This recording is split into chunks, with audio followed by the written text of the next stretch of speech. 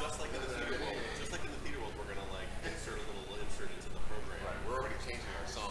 We're changing our song. So. We're also flexible. All right. Great, so he'll do it. Thank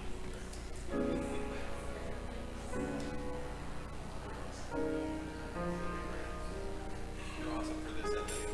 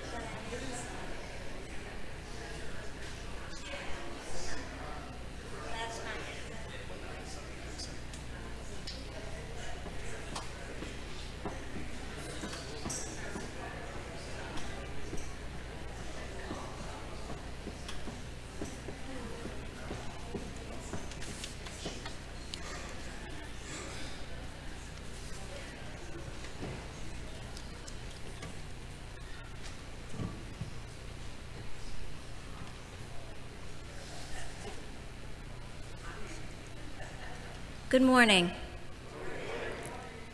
Today is the sixth Sunday of Pentecost, and the flowers on the altar this morning have been arranged by Mary Murphy. The flowers are placed on the altar today in celebration of the rooster returning to our steeple. A special thanks to everyone who joined us for the raising of the rooster on Friday morning. It was truly a momentous event. We also extend a special welcome to our guest preacher this morning, Rabbi James Green, with whom we work closely through the Jewish Family Services and their refugee resettlement programs. We are truly grateful for this good work and the opportunity to share in it with them. First Church of Christ is an open and affirming UCC church, which means you are welcome here, no matter where you're from, no matter who you love or where you are on your spiritual journeys. We are also an intergenerational church, and we place a high priority on children's and youth ministries. Children up through the 5th grade will have church school today after the children's message. Psalm 121 verse 1 says, "I will lift my eyes to the hills. From where will my help come? My help comes from the Lord, who made heaven and earth." Please stand if you're able for the call to worship, which will be offered by David.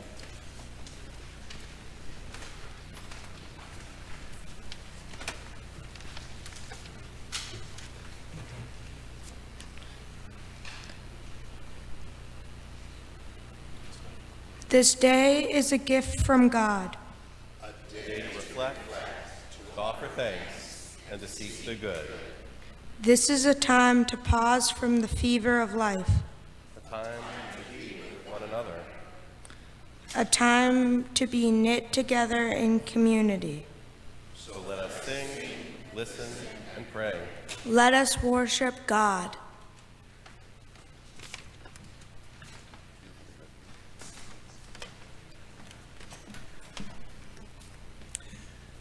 Good morning. Gathered in our various identities and faiths, we give thanks for the blessings of world community as we share our common dream together. Homes and schools where children thrive, neighborhoods that are safe and clean, a city rich in colors and cultures, an economy where no one is expendable, a beloved community where rich and poor alike have access to the opportunity for a dignified and productive life. Churches, mosques, synagogues, and temples where our deepest hope is to be of service to a hurting world. Enable us, God, as we enter this place of worship to vision, to dream, to pray with intention, to be called into action, to carry forth this prayer into the coming week, turning our thoughts toward charity, our hearts toward justice, and our hands toward the work of building a more peaceful world. Amen. Amen. And now may we offer one another the peace of Christ. Good morning.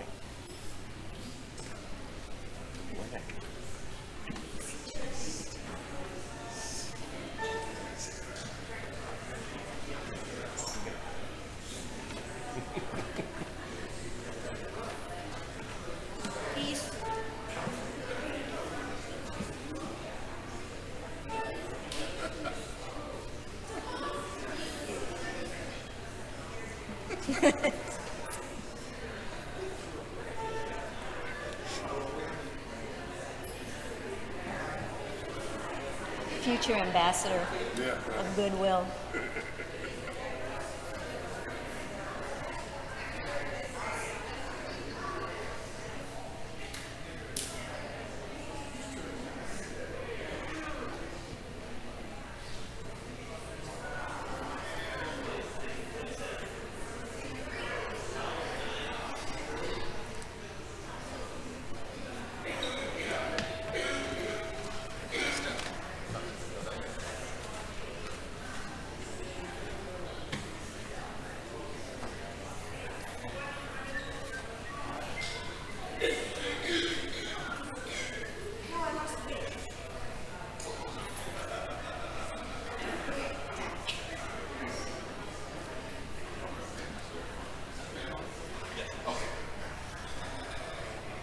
Our first hymn is number 554, Out of the Depths, O God We Call, from your New Century Black Hymnal.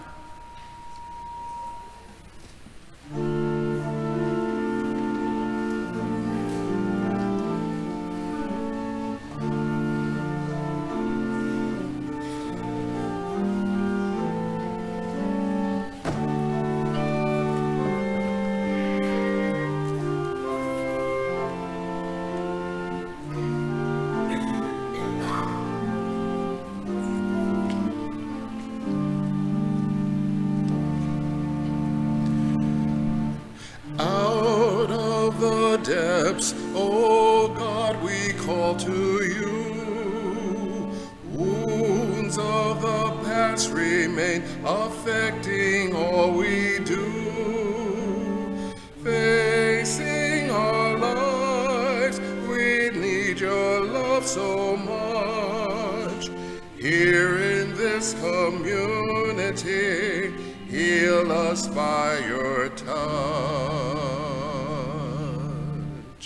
Out of the depths of fear, O God, we speak, breaking the silences, the searing truth we seek. Safe among friends, our grief and rage we share. Here in this community, hold us in your care.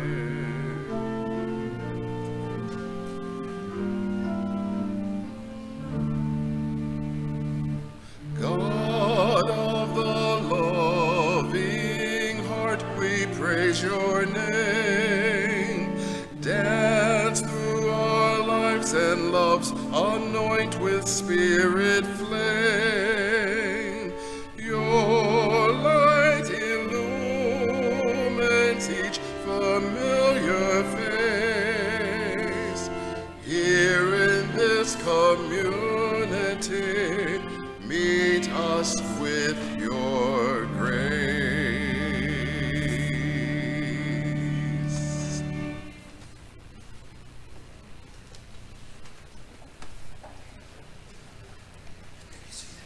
You may be seated.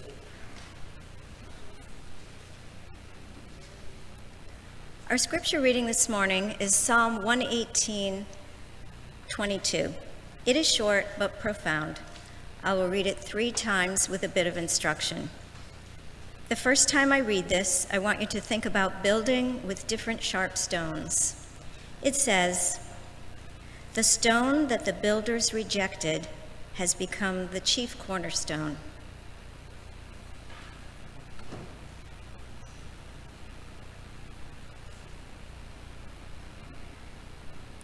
Now, as I read it a second time, I want you to reflect on a rejected stone becoming a chosen object. It says, "The stone that the builders rejected has become the chief cornerstone."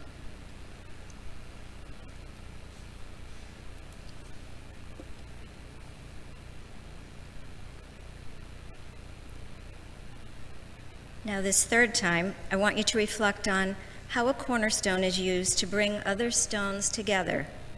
It says, "The stone that the builders rejected has become the chief cornerstone."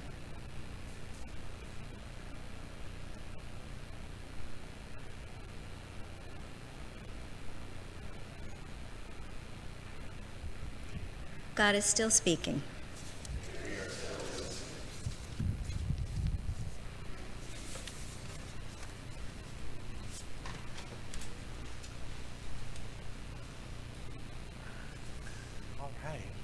If there are young folks who are here who want to come up for a children's moment, and I hear there's a bag that I'm supposed to be looking for.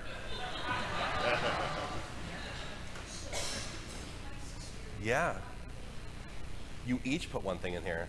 Double the opportunity. That's exciting. Thank you.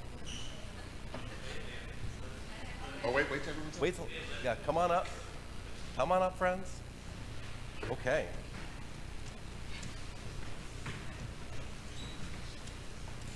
All right, those are quite the rain boots. Very exciting. Hi, you can come too. Okay, well, tell me your name first. Liam, it's nice to meet you, Liam. And your sister? Hi, nice to meet you. Okay, what do you got for me? I can open this. Okay. Oh, okay. It's a Nintendo Switch. Very exciting. Liam, is this yours or is this Lily's? Oh, it's your dad's. Okay. Okay. And what's the other thing? Wow.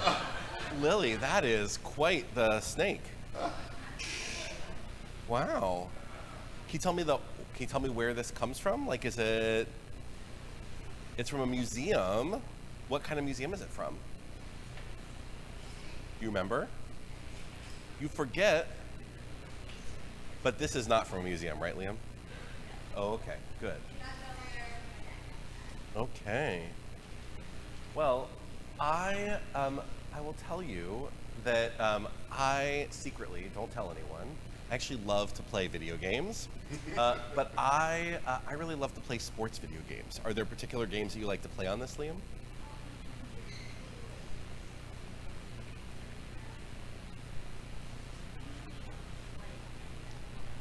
Yeah. Okay. Well, what I find fascinating about both of these objects, actually, is the way in which they call us into action, right? The way in which they call us to do things that we find enjoyable, right? So Lily, I bet if we were to ask, you would be able to tell a story about why this snake. Why did you pick out this snake? Because you like snakes, right? What about them do you like?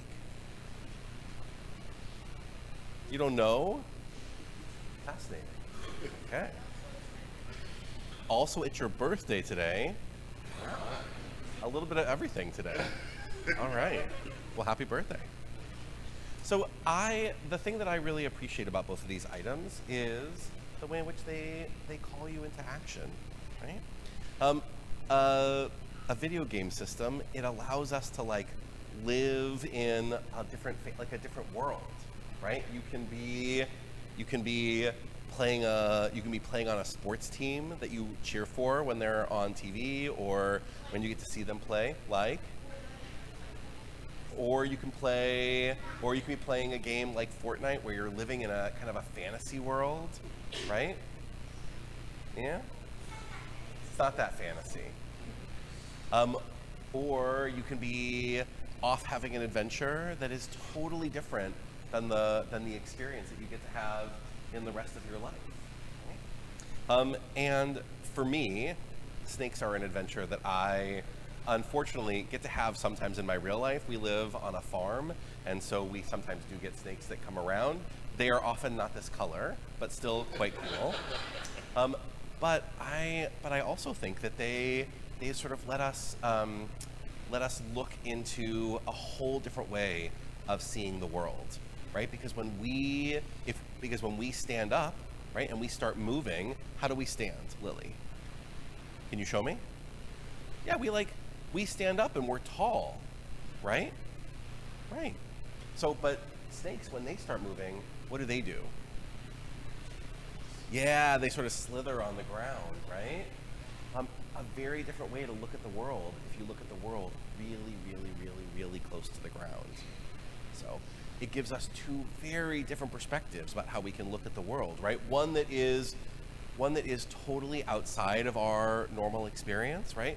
And one that may be part of the world that we live in from day to day, but just a different view, right?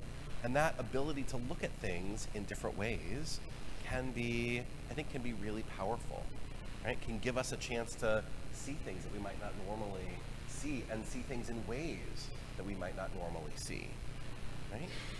What is something that you think you might look at differently? If you could look at it from a different perspective, if you could get down really, really low and see it from a different perspective, what's one thing that you might look at differently? What do you think? Yeah, Liam. Your bed.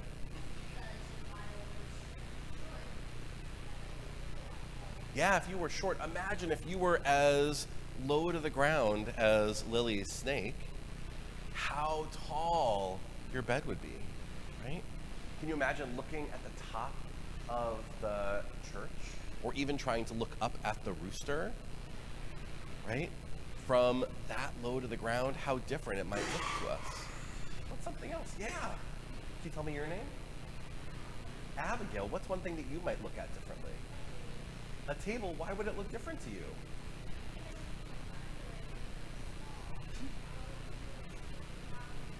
Yeah. Yes, and tell me your name. Okay.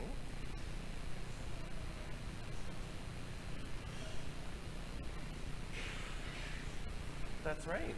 Different animals, we might look at them a little differently because they have different shapes. Yeah. Humans. Tell me how it would look different.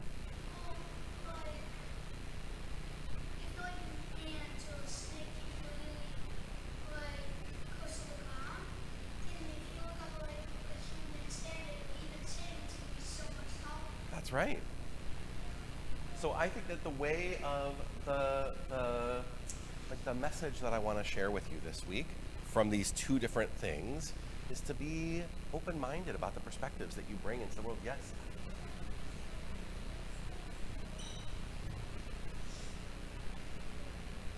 That's right.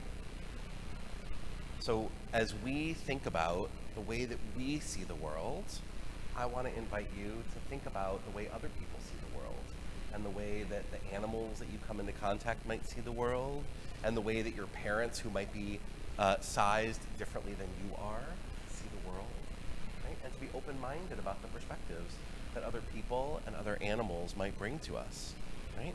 I think that if we do that, we'll also be less likely to take things that are important and to cast them aside. We're going to talk more about that a little later, but to think about the ways in which our perspectives can influence us, and to think about how we might want to bring different perspectives into the world.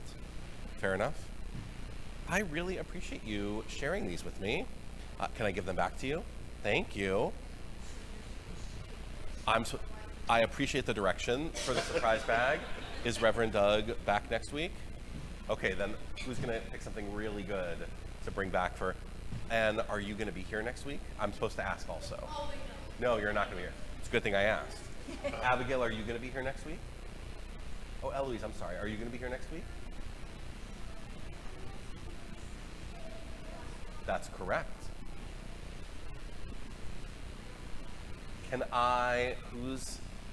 Would someone else want to take this home?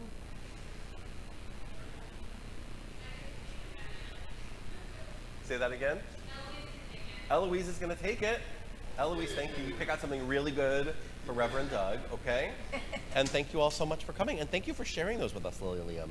All right. Have a wonderful day. There we go. It's a good birthday.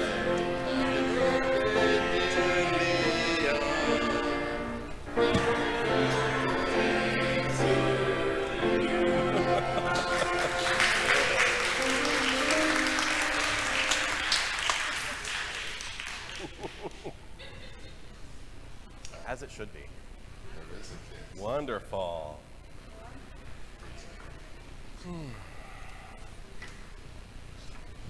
Good morning. Good morning again. What a blessing to be with you today. I was so grateful for the invitation and the opportunity to share space and to share worship with you this morning. As I mentioned to Reverend Doug when we spoke, I have many fond memories of being in this space for special moments, including shared adult education interfaith programs, Reverend Maurice's installation a number of years ago, and last year's concert hosted by Longmeadow High School students, where joyful noise rang from this place of spirituality. Although many of us know one another because of our shared interfaith work, I don't think I've had the pleasure of preaching here since I began my work at Jewish Family Service. So before I begin, let me just tell you a little bit about myself. My name is Rabbi James Green. I was ordained in 2008, and I've spent my rabbinate mostly outside of the congregational setting, committed to organizational management and community organizing. I worked for many years just down the road at the Springfield JCC, and about 3 years ago, I became the CEO at Jewish Family Service, which is a nearly 130-year-old human service agency dedicated to serving refugees and immigrants throughout Western Massachusetts, alongside other vulnerable populations. My partner, Jen, and I have 2 daughters, Talia and Cole, and my favorite children, Miriam, my chocolate lab, and Bobka, my terrier retriever mix. We live on a small homestead in Stafford Springs, Connecticut, where we raise chickens and turkeys, which always seemed like a strange choice until eggs became about $200 a dozen earlier this year. In my little town, I'm an active volunteer. I serve as a member of our volunteer fire department and as an EMT on our ambulance service. Reverend Doug invited me to share some words about my favorite pasuk, my favorite verse in the Hebrew Bible, and what initially came to my mind was from Psalm 118. There the psalmist writes, "I praise you, for you have answered me and have become my deliverance." He continues, "Even ma'asu habonim haita la rosh pina, The stone that the builders rejected has become the chief cornerstone. This is God's doing. It is marvelous in our sight. Zeh hayom asa Adonai nagila v'nismecha vo. This is the day that God has made. Let us exult and rejoice in it. I have long loved these verses, but actually, I first came to it before I entered seminary when I was joining my Masonic lodge. The story of the building of the temple in Jerusalem is central to the fraternity's mythology. The idea of the thing that is initially cast aside becoming the item that holds the entire archway together has become central to my theology and my value system.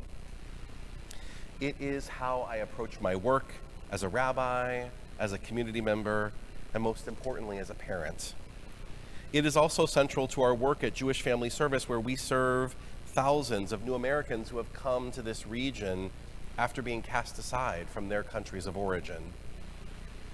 Rabbi Steinsaltz, one of the great Jewish theologians of the modern era, shares the following commentary on this verse. The stone that the builders rejected, considering it of inferior quality or appearance, subsequently became the chief cornerstone, the most structurally essential and most visible part of the building. This metaphor is intended to express the idea that sometimes a person's perspective can change upon pondering past events. Things or people that may at first seem insignificant may turn out to be the key to one's deliverance. The Aramaic Targum, an early translation of the Bible, makes an interesting transition from Evan, from stone, to Haben, to the boy.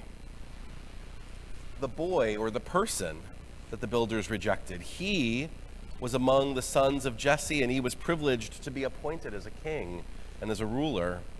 This is from God, said the builders. It is marvelous before us, said the sons of Jesse. Let me share a brief story of our recent work at JFS. As you likely know, the refugee resettlement program that has been in existence since the Reagan administration was abruptly canceled when President Trump returned to office in January. A couple of weeks ago, however, we were notified that through a federal lawsuit, approximately 40 refugees from around the world would be admitted into the United States. Among those 40 was a family of 8 from Rwanda. The parents fled the genocide there and became refugees, living in a camp in Zimbabwe for over 19 years, where they met, got married, and where they had 6 children during that time. They went through a years-long process to become certified as refugees and become eligible to be resettled in the United States. They worked through security checks and health screenings, and after years, were finally told to make plans to travel. They said goodbye to friends and family and sold or gave away most of their possessions in preparation for their resettlement. They were initially scheduled to arrive in Springfield around January 20th, but their travel was abruptly canceled as the new administration rescinded all refugee travel plans. All of a sudden, this family that had waited all of this time only to be told that they had to keep waiting, after all of those years and all of those recent months, became eligible for resettlement again. And they arrived last Saturday morning at 1 a.m. at the Hartford airport after traveling for a little over 2 days from Africa to Europe to Houston to Detroit and then finally to Hartford. It was a moment of transcendence. This family, this stone, which had been rejected, became the cornerstone of our community, of our agency. Our team jumped into action to welcome them. This past Thursday, we hosted a potluck at our office in their honor with nearly 100 staff members and community members coming together to celebrate their arrival. That story is from the first refugee arrival to come in 6 months. Let me briefly tell you another story of a family that arrived 6 months earlier. In January, on January 17th, I also went to the airport to pick up our last arrival prior to the inauguration. A family of 3 from Venezuela. They too were a cornerstone, a reminder that each family is precious and that each life matters. In Jewish tradition, we say that a person who saves one life has in fact saved the entire world. For both of these families, their worlds are dramatically different now. They are safe in a community that welcomes them, and they have the opportunity to build lives of meaning and fulfillment. It is the same feeling that my grandfather talked about when he told me the story of his family's arrival from Germany in 1932, arriving at Ellis Island before being welcomed by HIAS, the resettlement agency that JFS is affiliated with and that has overseen the Jewish community's resettlement work for over 100 years. The Torah's most often repeated commandment, the Bible's most often repeated commandment, is to welcome the stranger. The former chief rabbi of the United Kingdom of blessed memory, Rabbi Lord Jonathan Sacks, in Faith in the Future, wrote, quote, that the Hebrew Bible contains the great commandment, you shall love your neighbor as yourself, and this has often been taken as the basis of biblical morality, but it's only part of it. The Jewish sages noted that only on one occasion does the Hebrew Bible command us to love our neighbor, but in 37 places, it commands us to love the stranger. Our neighbor is one that we love because they are like us. The stranger is one that we are taught to love precisely because he is not like ourselves. The constant reminder of our obligation to welcome is not based on a rational argument, but rather on an urgent demand for empathy and humanity. We welcome people because we each know what it is like to be cast aside, to be the stone that the masons have rejected.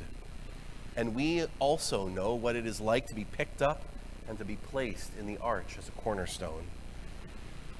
That is the basis of inclusion, of welcoming, of building. It's not a passive process whereby others exist and we allow for it.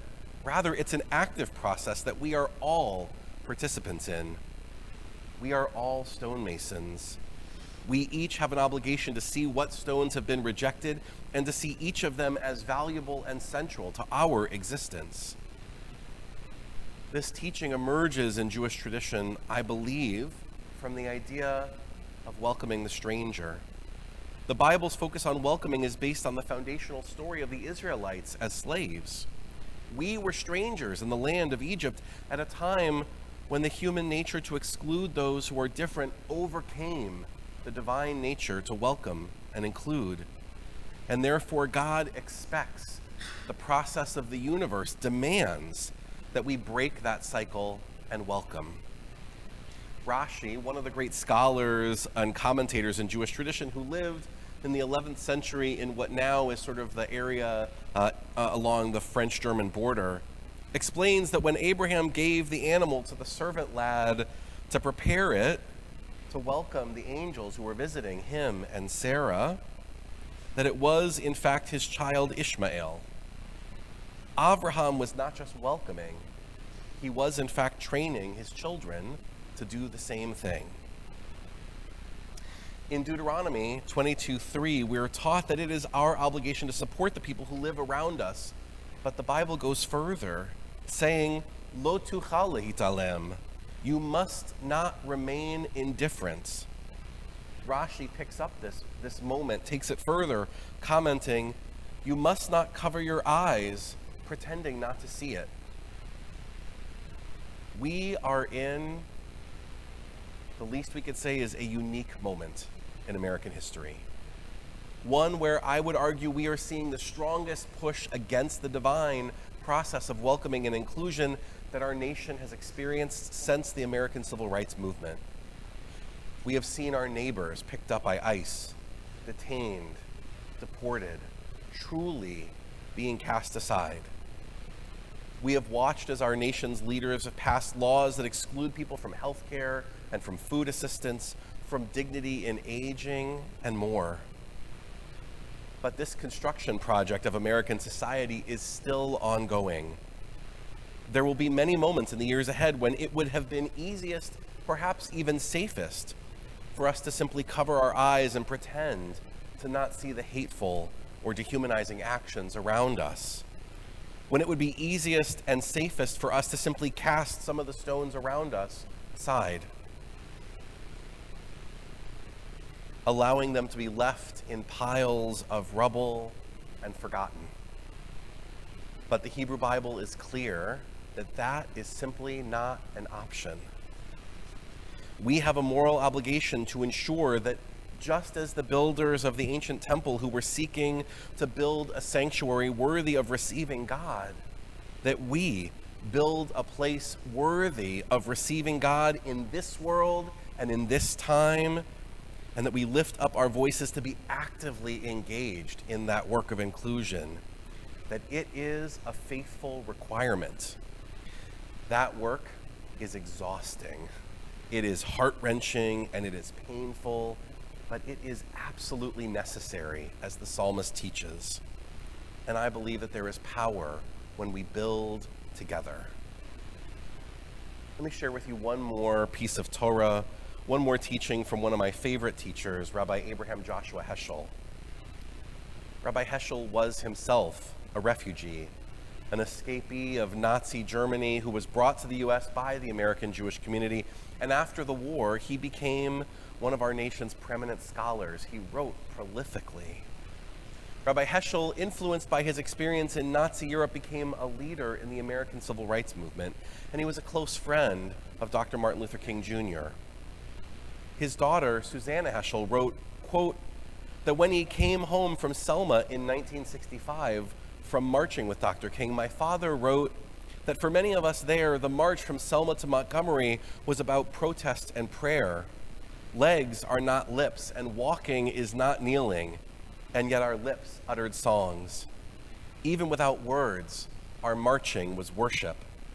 I felt my legs were praying.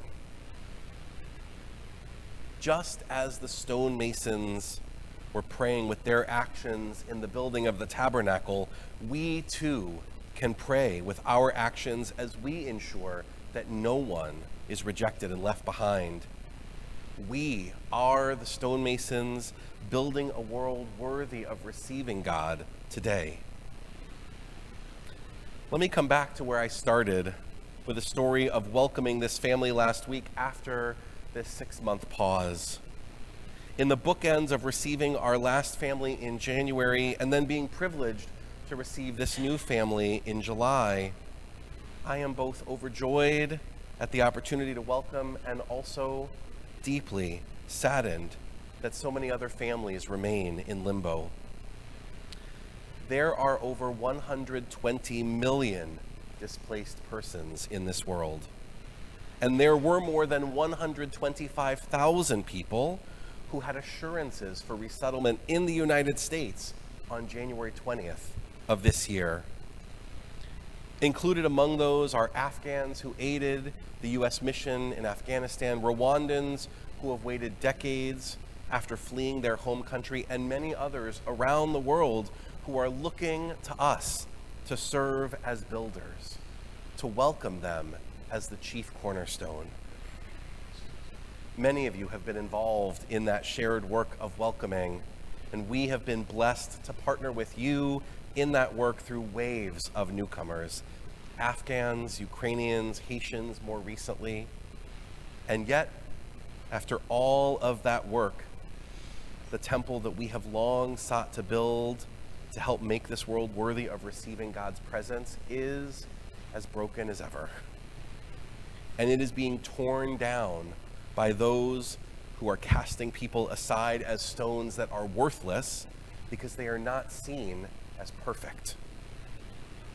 I am here this morning to invite you to continue to place newcomers as your cornerstone, to ensure that they are not forgotten in moments of injustice and aggression, to push back against this tearing down, and to rededicate our shared efforts to build a world worthy of receiving the divine.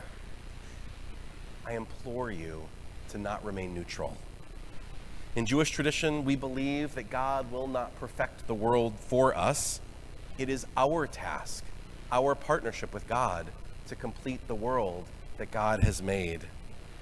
Zeh hayom asa Adonai, this is the day for that God has made. Nagila v'nismechavo, let us be joyful and glad in that opportunity. That opportunity is the shared work of humanity and the chorus of the faithful. There is work to do. Lives are at stake, and our ancestors are depending on us to finish the work that they started thousands of years ago as they came together to build the temple in Jerusalem. Thank you for your warmth and your hospitality and your joy and your building. I wish all of us a week of peace as we continue to build this world, this temple together. Amen.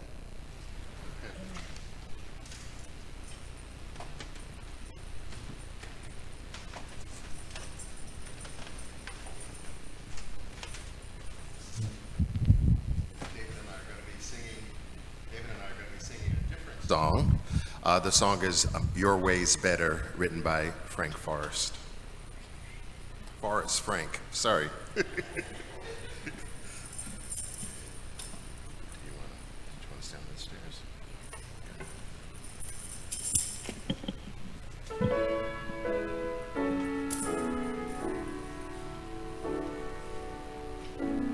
When I'm overwhelmed within from the weight of all my sin, I need a friend to call my own. I need a house to call my home.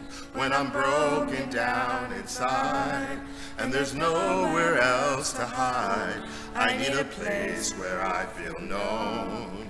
Can someone help me? Then I hear your reply, bringing teardrops to my eyes, saying I'm not alone. Oh Lord, I need you now more than ever. Would you put my heart back together?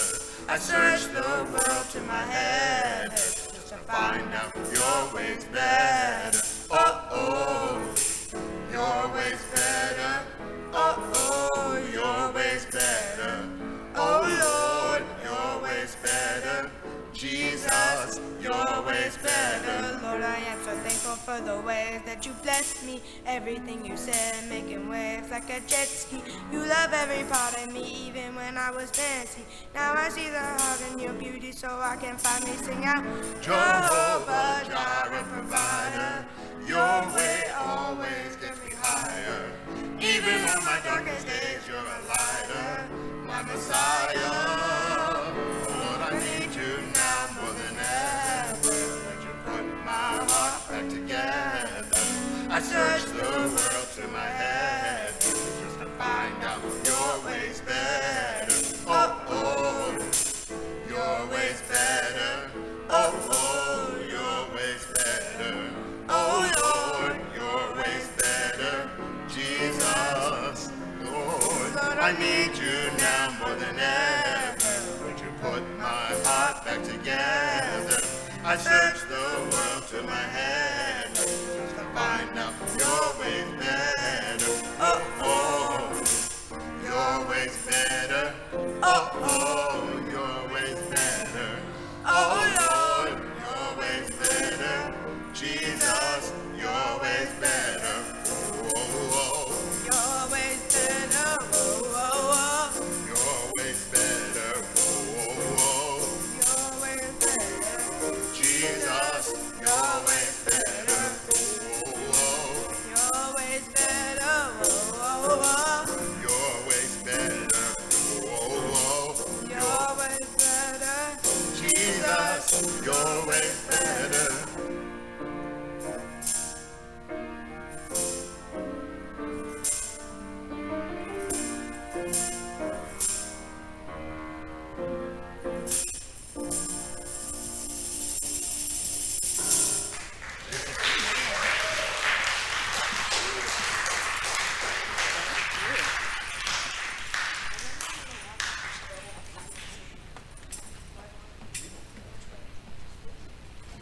may we offer joys and concerns.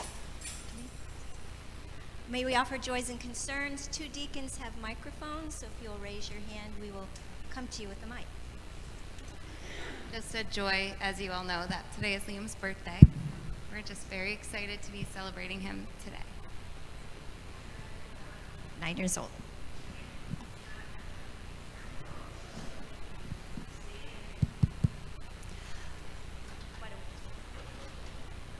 I would like to ask for some prayers for my sister who's having a hip replacement tomorrow.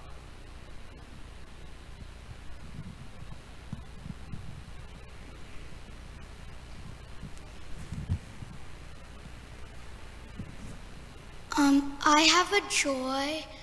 Well, me and my family are dog sitting a dog named Apollo.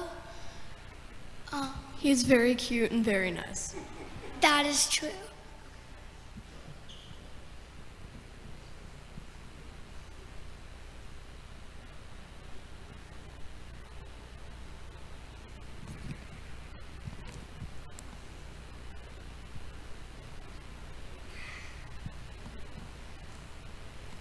Lord, we offer you these joys and concerns, Liam's 9th birthday, prayers for Marika's sister having surgery, and the dog sitting that is happening in your family.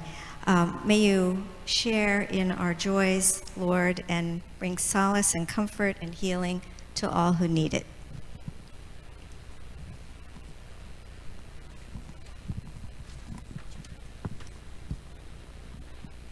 Now we offer the Lord's Prayer. If you'll pray with me. Our Father, who art in heaven, hallowed be thy name. Thy kingdom come, thy will be done, on earth as it is in heaven. Give us this day our daily bread, and forgive us our debts, as we forgive our debtors. And lead us not into temptation, but deliver us from evil. For thine is the kingdom, and the power, and the glory forever. Amen.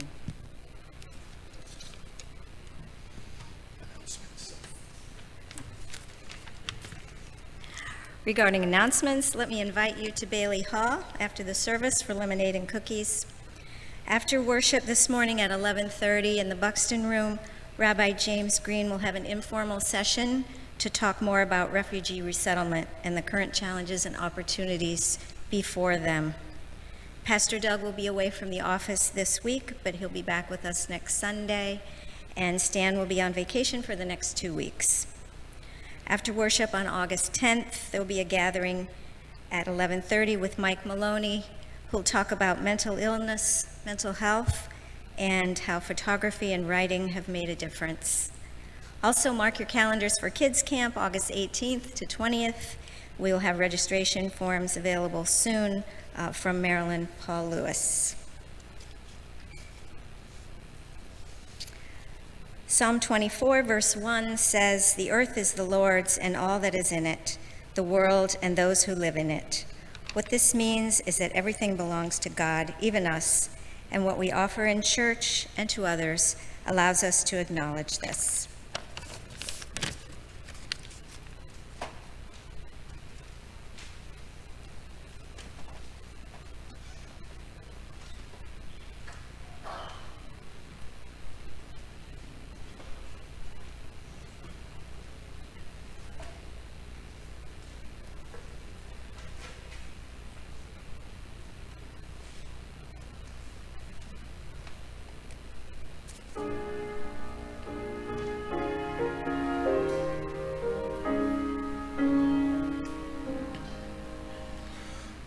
All that I am, all I ever can be, I owe to you, Lord, for you have molded me. All that I am, all I ever have been, tells of the growth of truth within.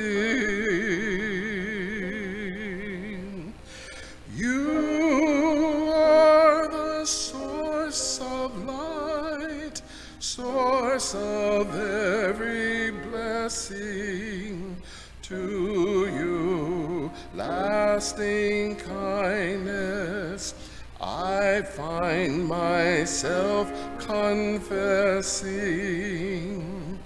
You are the source of love, love that binds in brotherhood.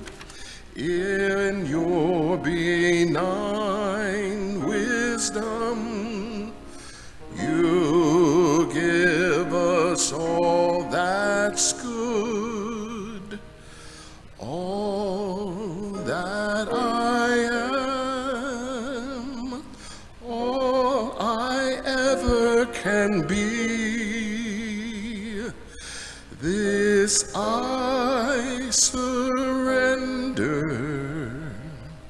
O my Lord, to thee.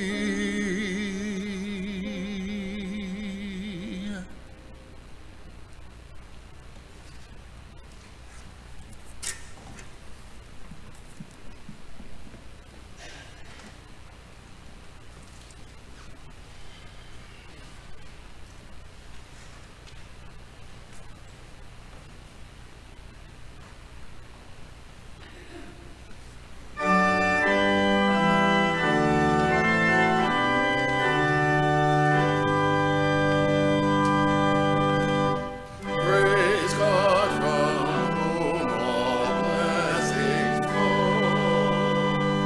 Praise God, all creatures here below. Praise God for all that love has done. Creator, Christ, and Spirit one.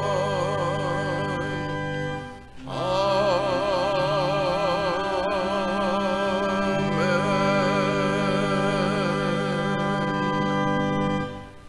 God, we give you thanks for this day and thank you for these gifts.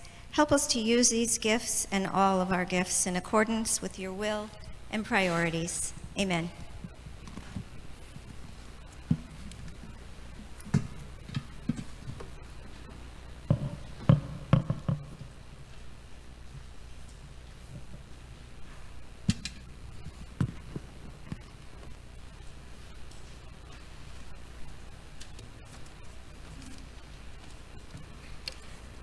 Please stand and sing hymn 485, O Love That Will Not Let Me Go, from your New Century Black Hymnal.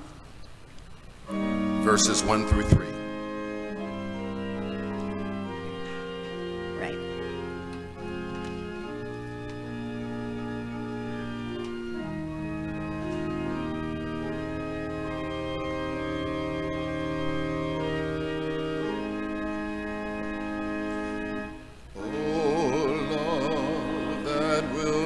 Let me go. I rest my weary soul in you. I give you back the life I give, that in your ocean depths it flow, may swell with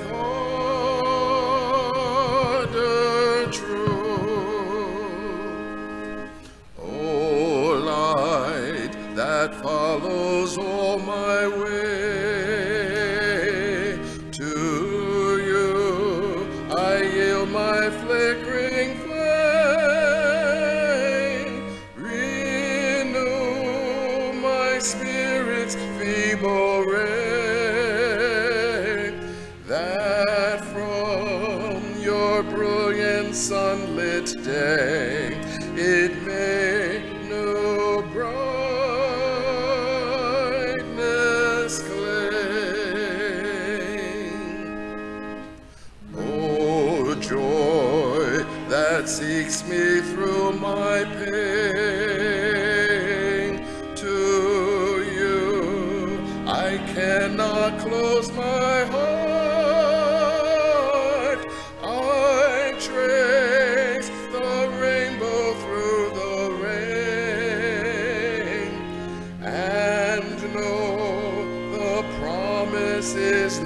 vain, that you will ne'er depart.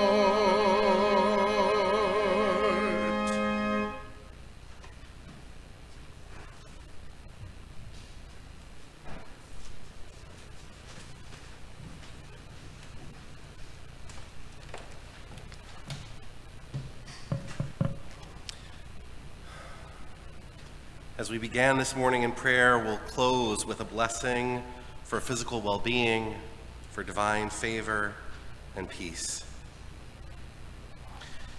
May the source of life bless you and keep you. May the source of healing deal kindly and graciously with you. May the source of blessing bestow her favor upon you and grant you peace. And now, let us go forth in peace. Amen.